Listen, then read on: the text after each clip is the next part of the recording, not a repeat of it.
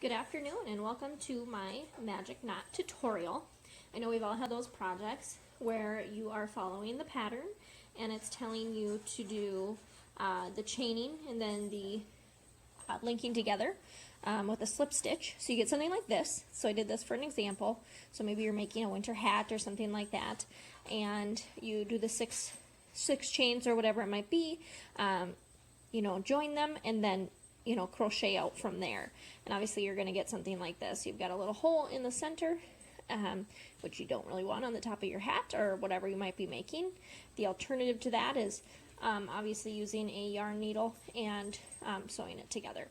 But there's a better way. So today I'm going to show you how to do the magic knot, and I think it'll be what you use for all of your projects from here on out. Alright, so here is how I make a magic knot. So you start with the tail of your yarn. And what I like to do is I like to use my fingers as a starting point. So I make sure the end is facing me.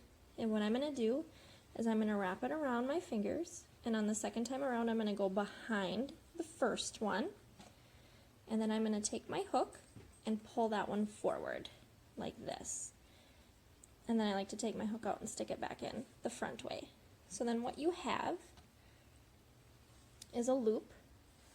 So you have the end of your yarn off to the side, and you can see where it overlaps here, and then you'll have one loop on your hook.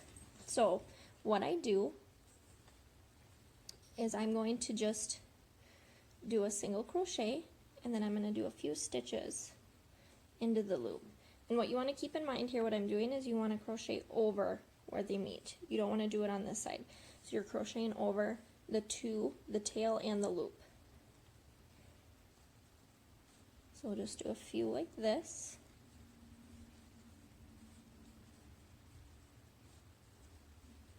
To give you an idea, do one more here. And then we'll take a look at it. So what you've got is you still have your tail because you've been crocheting over it, and you've got your stitches. I'm going to pull it. So I'm pulling on the tail just a little bit. And then I'm going to do my slip stitch to join. And then I'm going to pull it tight all the way. So I'm pulling on that tail. And now what you can see is there's no space in there. So as I keep crocheting out, there's not going to be a hole.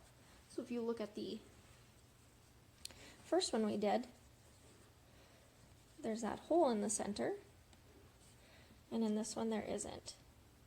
So I think once you give this a try, I think it's going to be what you're going to want to use for everything, because you don't have to come back and stitch that up. It's a lot more secure because you pulled it tight. And you'll see that the magic knot or the magic loop gets its name because for crocheters, it is kind of magical if you've tried it this way before. So I hope you enjoy. Happy crocheting!